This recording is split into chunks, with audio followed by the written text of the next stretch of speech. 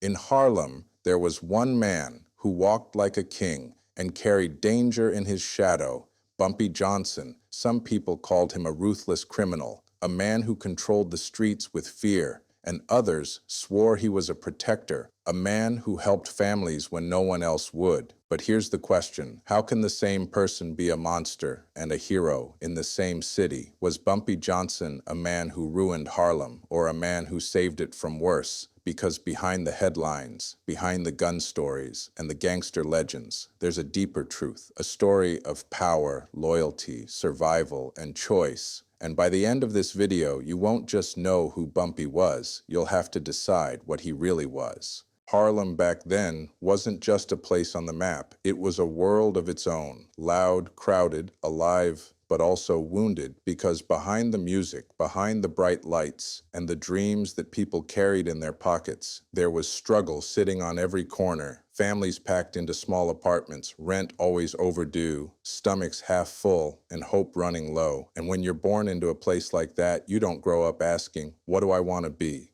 You grow up asking, how do I survive? Jobs were scarce, and the ones that existed didn't pay enough to keep the heat on. Men stood outside storefronts all day looking for work. Women stretched pennies into meals, and kids learned the rules of the streets before they learned the rules of school. And in that environment, crime didn't feel like a choice. It felt like the only door that was open. You could be honest and starve quietly, or you could step into the shadows and make money fast, and Harlem had plenty of shadows. The streets ran on whispers, the kind of whispers that told you who was dangerous, who was protected, and who could disappear without anyone asking too many questions. Gambling was everywhere, not the fancy kind, but the desperate kind. Numbers games, backroom bets, deals made in hallways and basements, because people needed something to believe in, even if it was just a lucky number that promised tomorrow might be better than today. Police didn't feel like heroes either. Sometimes they were the storm you feared just as much as the criminals, raids, beatings, bribes, and silence. And when the law doesn't protect you, you stop trusting it, you stop calling it, you stop expecting justice, you learn to handle things yourself. And that's when power shifts, because in places where the system fails, someone always rises to fill the gap. Harlem wasn't just fighting poverty, it was fighting disrespect. It was fighting to be seen as human. And when outsiders came looking at Harlem like it was a prize, like it was territory to be owned, that made everything worse because the streets already had enough pressure. And now they had predators too. Men with money, men with guns, men with connections who didn't care about the people living there, only the profit sitting on top of them. That's the Harlem where Bumpy Johnson rose. Not a fair city, not a safe city, but a city where survival was the only religion and power was the only protection. Bumpy Johnson wasn't born a legend. He was built into one, piece by piece, by the streets, by the pressure, and by the choices he made when life gave him very few good ones. His real name was Ellsworth Raymond Johnson, but Harlem didn't remember him by that. Harlem remembered the name Bumpy, a name that sounded like trouble and carried the weight of reputation. And from the beginning, he wasn't the type of man who blended into the background. He had that presence, the kind that makes people look twice, the kind that makes a room go quiet when he walks in. Not because he's loud, but because he doesn't need to be. In the early days, Harlem was crowded with hustlers, gamblers, street fighters, and men who wanted to be king. But Bumpy didn't rise just because he was dangerous. He rose because he was smart, and that's what separated him from the rest. Violence was common in those streets. Anyone could pull a trigger. Anyone could throw a punch, but not everyone could think 5 moves ahead. Not everyone could control people without shouting. Not everyone could survive the politics behind the crime. Bumpy understood something early. The streets weren't ruled by muscle alone. They were ruled by fear, respect, and money. And if you wanted to stay alive, you had to master all 3. He wasn't just running errands, he was learning the business, learning the patterns, learning who had power, who had influence, and who could be turned into an enemy with one wrong move. He watched, he listened, and he waited, and when he moved with purpose. People say he was known for more than crime. He had a sharp mind, he liked poetry, he liked reading, and that detail shocks people because we're used to imagining gangsters as simple men with simple thoughts. But Bumpy wasn't simple, he was layered, and that's why he became dangerous. He had the mind of a strategist and the heart of a man who never forgot where he came from. As his name grew, so did his circle, because the streets follow strength, and they also follow certainty. And Bumpy carried himself like someone who could protect you or break you, depending on what you deserved. Harlem's underground economy was booming. Numbers games, gambling, protection, deals happening in barbershops and behind restaurants. And Bumpy started climbing that world like it was built for him. But his rise wasn't smooth. It wasn't clean. It came with enemies, arrests, betrayals, and moments where one mistake could have ended everything. The higher he went, the more eyes watched him, not just from the streets, but from the police and from powerful outsiders who wanted Harlem's money for themselves. And still, he kept rising, because Bumpy didn't just survive danger, he became the danger that others had to survive. Little by little, he turned into the kind of man Harlem whispered about, the kind of man that even bigger criminals respected, because they knew he wasn't just reckless, he was calculated. That's how Bumpy Johnson rose, not as a myth, but as a man who understood the rules of Harlem better than anyone else, and once he understood them, he started writing them. Bumpy Johnson's power didn't come from speeches or popularity. It came from control, the kind of control that lives in the shadows, the kind that people feel even when you're not standing in front of them. Because behind the stories of respect and protection, there was another side, the side that made grown men lower their voices, the side that made people think twice before they crossed a line. Harlem wasn't run on charity, it was run on money, and Bumpy knew exactly where the money lived, in gambling, in the numbers racket, in backroom deals, and in the invisible system that kept cash flowing every single day. The numbers game wasn't just a hustle, it was an industry, people betting their last dollar hoping to win enough to breathe again, and Bumpy understood how to turn that desperation into power. He built networks, collectors, runners, enforcers, men whose job was to make sure payments came in on time, and when someone didn't pay, the message was simple: there are consequences. And that's how fear enters the picture. Not loud fear, not random violence on every corner, but organized fear, calculated fear, the kind that keeps the system stable. Because in that world, fear is not just a weapon, it's a language, and Bumpy spoke it fluently. If you were with him, you felt protected, but if you were against him, you felt hunted. People didn't just pay because they respected him. They paid because they knew he could reach them in the daytime, in the night, in places they thought were safe. And the streets noticed it. The streets always notice who can enforce order. He wasn't the type of boss who needed to scream. He didn't have to prove himself every day. His reputation did the talking for him. That reputation was built on stories, stories of people who got warned once and never needed a second warning, stories of enemies who vanished or ended up broken, and stories that traveled faster than any newspaper ever could. The control wasn't only about money, it was about territory, about pride, about who gets to breathe freely in Harlem and who doesn't.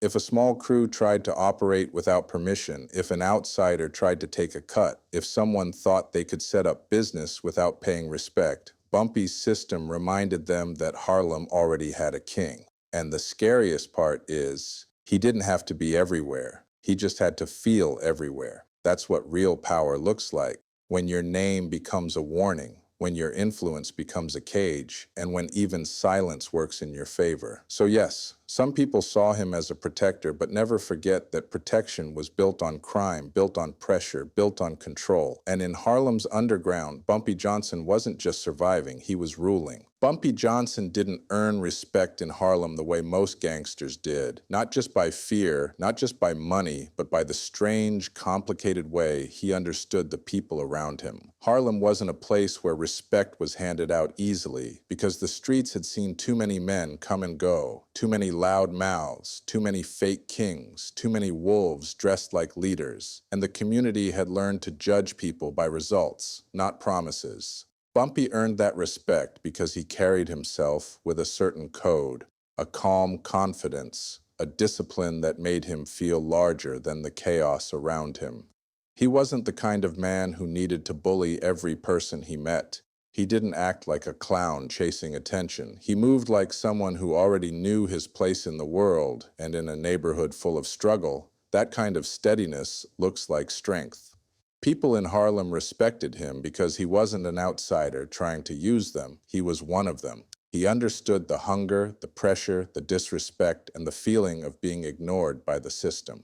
When you grow up in a place where the law doesn't protect you, where the rules feel like they were made for someone else, you stop believing in justice as a real thing, and you start believing in power, and Bumpy was power. But to many, he was also something else. He was proof that someone from Harlem could stand tall, could negotiate with bigger forces, could stop outsiders from walking in and taking everything. Harlem had always been looked at as territory by people who didn't live there. Rich men, politicians, criminals from other places, and Bumpy became a symbol that Harlem wasn't free land. It had boundaries, it had guardians, it had a name behind it. And he earned respect because he didn't just take, he also gave. Not in a soft way, not in a clean way, but in a way that matched the harsh reality of the neighborhood. He understood that respect is built when people feel like you see them, when they feel like you remember their names, their families, their struggles, when you don't treat them like numbers.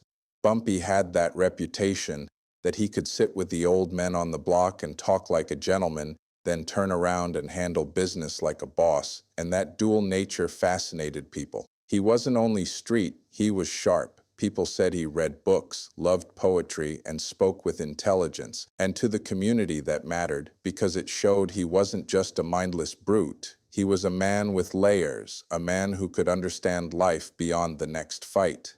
He earned respect by being consistent, and consistency is rare in a world built on betrayal. If Bumpy promised something, people believed he would deliver, whether it was help or a warning or protection, because his word carried weight. And there's another reason Harlem respected him, even if they didn't approve of his crimes, because he kept order in a place where disorder could get you killed. When troublemakers tried to terrorize local families, when small-time predators tried to take advantage of women, store owners, and working people, there's a belief that Bumpy's influence created a kind of street stability, a brutal stability, but stability nonetheless, because criminals fear consequences too, and the biggest consequence was crossing someone like him. And when you live in a city where danger is normal, sometimes the person who controls the danger looks like a protector, even if he's also the reason danger exists. That's why his respect wasn't simple admiration, it was complicated, it was mixed with fear, but it was real. Because in Harlem, people didn't respect you for what you claimed, they respected you for what you could do. And Bumpy Johnson proved again and again that he could do what most men couldn't: survive, rise, and hold Harlem in his hands without letting outsiders crush it.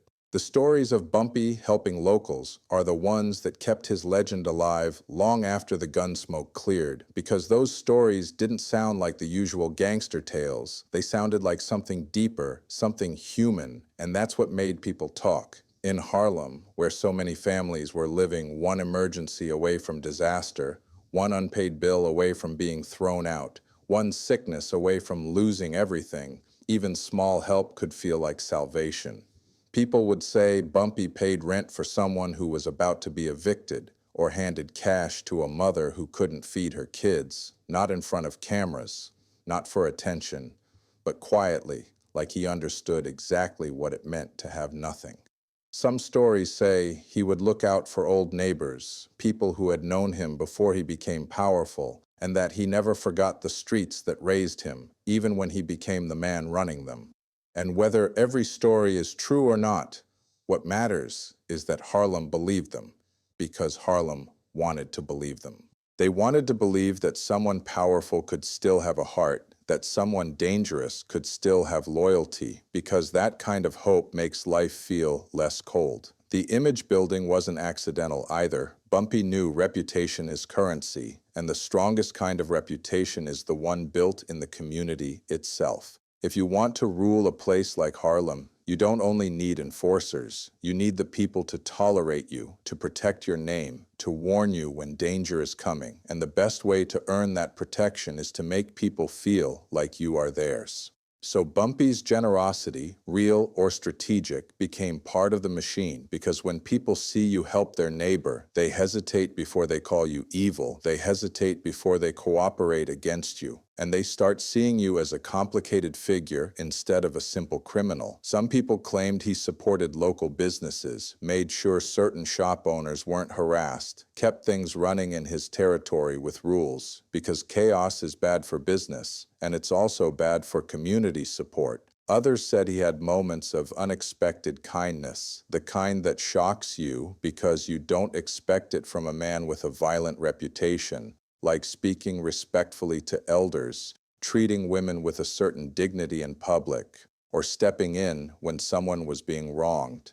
And these small moments became myths, because myths are born when a community repeats them enough times, and Harlem repeated Bumpy's stories like they were oral history. There's a reason those stories hit harder than the crimes, because crime is expected from a gangster. It's normal, it's boring in a sad way, but kindness from a gangster is shocking. It creates a question, it creates conflict, and conflict is what keeps people watching.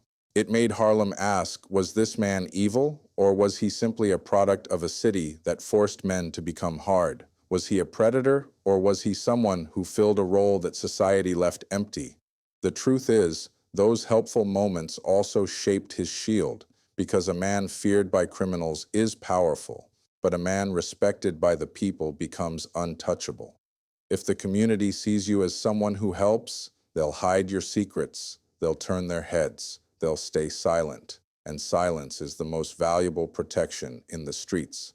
That's why his image wasn't just about fear, it was about balance, fear for his enemies and generosity for his people.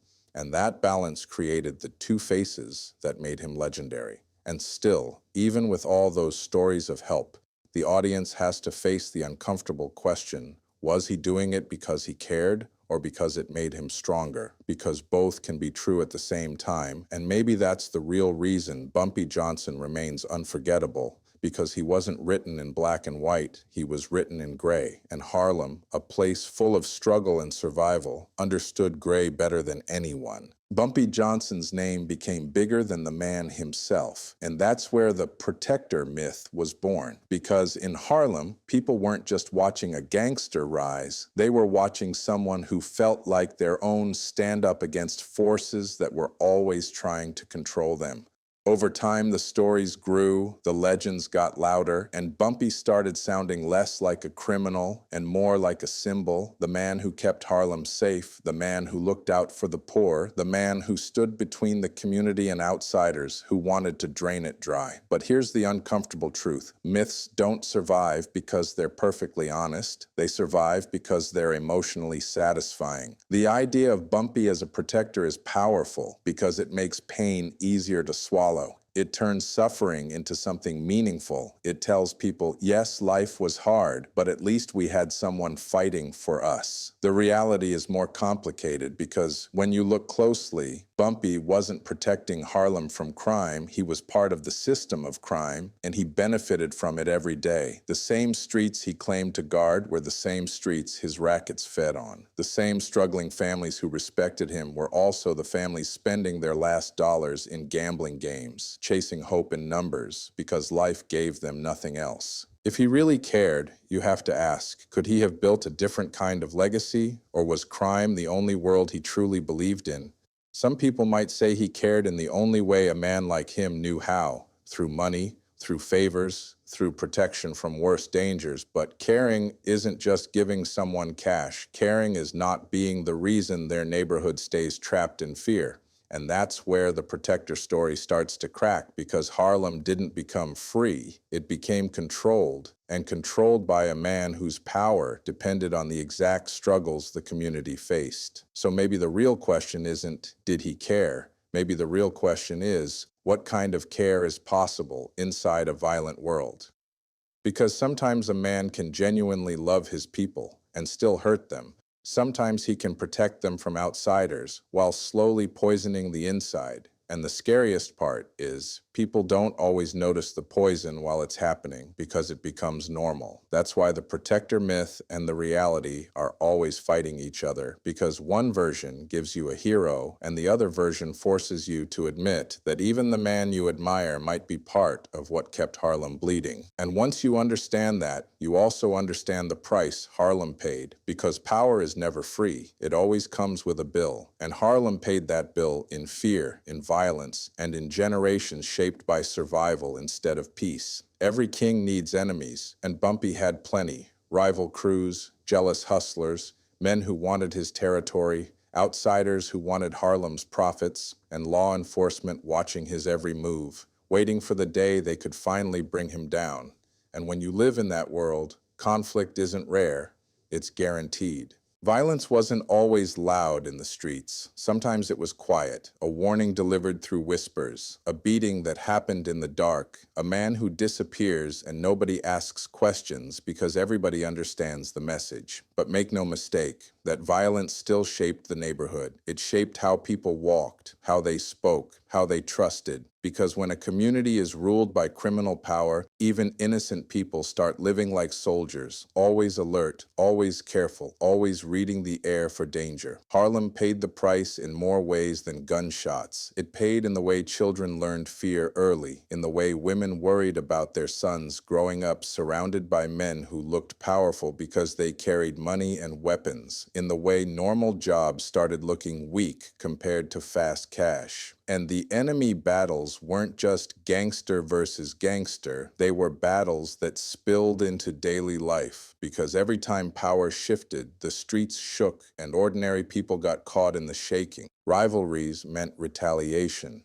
Retaliation meant chaos, and chaos meant another family praying their loved one comes home safe. Even if Bumpy kept a certain kind of order, it was an order built on threat, and when an order is built on threat, it can collapse into violence at any moment. The cost Harlem paid was also psychological, because when the strongest figure in your community is a criminal, the definition of success becomes twisted. People start believing power is earned through domination, not through education or opportunity. And that damage lasts longer than any single incident. It becomes a shadow passed down from one generation to the next. So yes, Bumpy had enemies, and he fought them, and his battles made him legendary. But the neighborhood had to live inside those battles, and legends always forget the civilians. Harlem didn't just witness Bumpy's rise, it endured it, it survived it, and the streets carried the weight of every conflict, every warning, every threat, every body that dropped, because in the end, no matter how respected the king is, the kingdom always pays the price for the throne.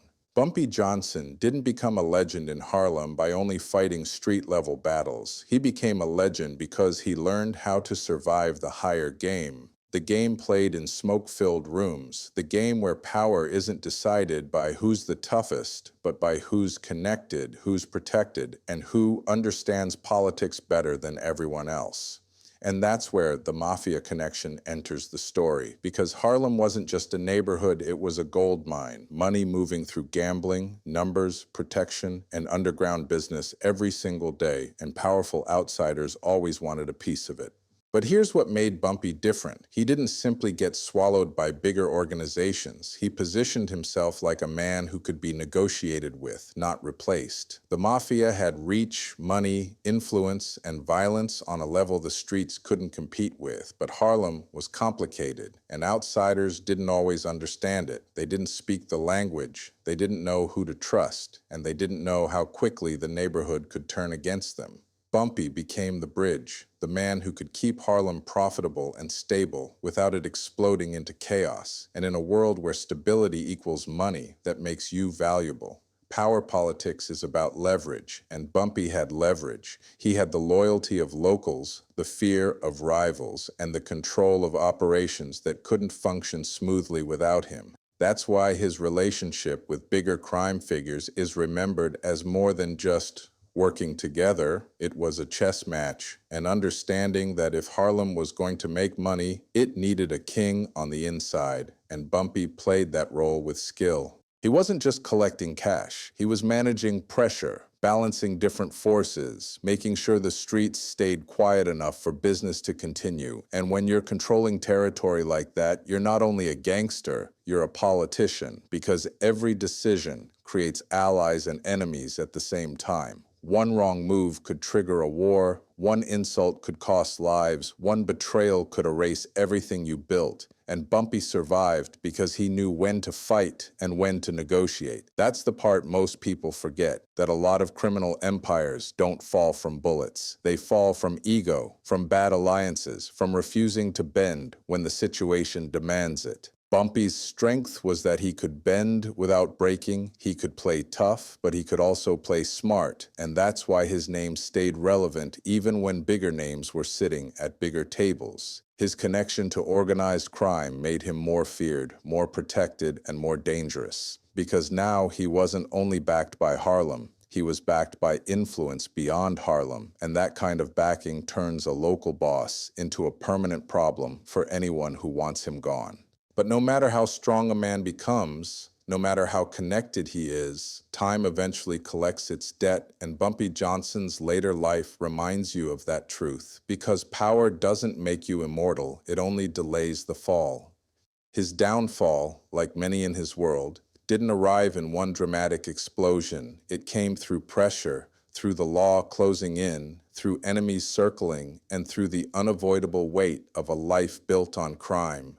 Prison became part of his story, and for most men, prison is the end. It erases your name, it breaks your network, it makes people forget you. But Bumpy's reputation was different, because even behind bars, his name still carried heat. Prison doesn't just punish your body, it tests your mind, it tests your patience, it forces you to sit with your choices in silence, and the streets move on without you. Yet Bumpy's legend says he didn't come out as a forgotten man. He came out still respected, still dangerous, still able to step back into a world that had changed but still remembered him. And that tells you something, that his influence wasn't only fear, it was structure. It was a network strong enough to survive his absence. But later years also have a different tone, because as time passes, even the strongest figures face limits. Age changes the way you move, the way you fight, the way you control a world that never stops getting younger and more ruthless. The streets don't stay loyal forever. New players rise, new threats appear, and the system you once dominated starts shifting. In his later life, Bumpy became more than a criminal. He became a symbol, and symbols are dangerous because they live longer than reality. Some people remembered him as Harlem's protector. Others remembered him as a man who brought violence and corruption wherever he stood, and both memories fought for control of his legacy. And then one day, the story ends the way real stories usually do, not with a final gunfight, not with a dramatic showdown, but with life simply reaching its conclusion, leaving behind questions instead of answers. Because in the end, Bumpy Johnson's downfall wasn't just about prison or the law. It was about the truth that every empire built on fear eventually meets something it can't control: time, change, and the consequences that follow you, no matter how powerful you once were. When people say the name Bumpy Johnson today, they don't say it like a normal name. They say it like a warning or like a prayer, because his legacy isn't settled. It's still arguing with itself. On one side, he's remembered as a feared gangster, a man who built an empire on crime, intimidation, and control, a man whose power didn't come from law or fairness, but from the ability to enforce his will in the streets. And if you look at the facts, you can't deny that reality. Harlem's underground economy thrived under men like him, and that economy was never clean. It was built on gambling, pressure, illegal deals, and violence that didn't always make headlines, but still shaped people's lives. He wasn't a superhero. He didn't save Harlem from crime. He was part of the reason crime became normal, part of the reason fear became a daily atmosphere, part of the reason the streets learned to respect the gun more than the law. But then there's the other side, the side that refuses to let him be reduced to just a villain. Because Harlem doesn't remember Bumpy only for what he took. Harlem remembers him for what he represented. A man from the neighborhood who rose high enough that even bigger forces had to negotiate with him. A man who didn't let outsiders walk in and treat Harlem like free land. A man who allegedly helped families in silence, paid rent, supported locals, and gave people the feeling that someone powerful was on their side when the system was not. And whether that image is fully true or partly myth, the impact is real, because legends are not built from perfection, they are built from emotion. People don't celebrate him because they love crime. They celebrate him because they love the idea of loyalty, the idea of protection, the idea that someone from their world could stand tall in a country that often wanted them to stay small. That's why his story still survives, because Bumpy sits in the gray area that most people are scared to admit exists. The place where a man can do horrible things and still be loved, where he can hurt his community and still become its symbol, where he can be feared and respected in the same breath. His legacy is complicated because Harlem itself was complicated, a place full of struggle, pride, talent, survival, and pain, and Bumpy became the face of all of it, not just the darkness, but the fight. So here's the final moral debate, and I want you to really think about it, because this isn't just about Bumpy Johnson, it's about how we judge power and what we call protection when real protection doesn't exist. If a man gives money to the poor, but earns that money through crime, is he helping, or is he feeding the same cycle that keeps them trapped? If he stops outsiders from taking over the neighborhood, but rules it through fear, is he a guardian or just the strongest predator in the room? And if the law fails a community completely, do people have the right to choose their own protector, even if that protector is dangerous? That's why the question, hero or monster, is not simple, because maybe he was both, maybe he was a product of Harlem's pain and also a creator of more pain, maybe he carried loyalty in one hand and destruction in the other. And now it comes down to you. When you look at his story, when you hear about the respect, the fear, the help, and the violence, what do you think he truly was? Was Bumpy Johnson a Harlem legend, a man who protected his people the only way he knew how, or was he just a gangster who mastered the art of being loved while doing damage? Drop your answer in the comments and tell me which side you believe, because this story isn't finished until you decide.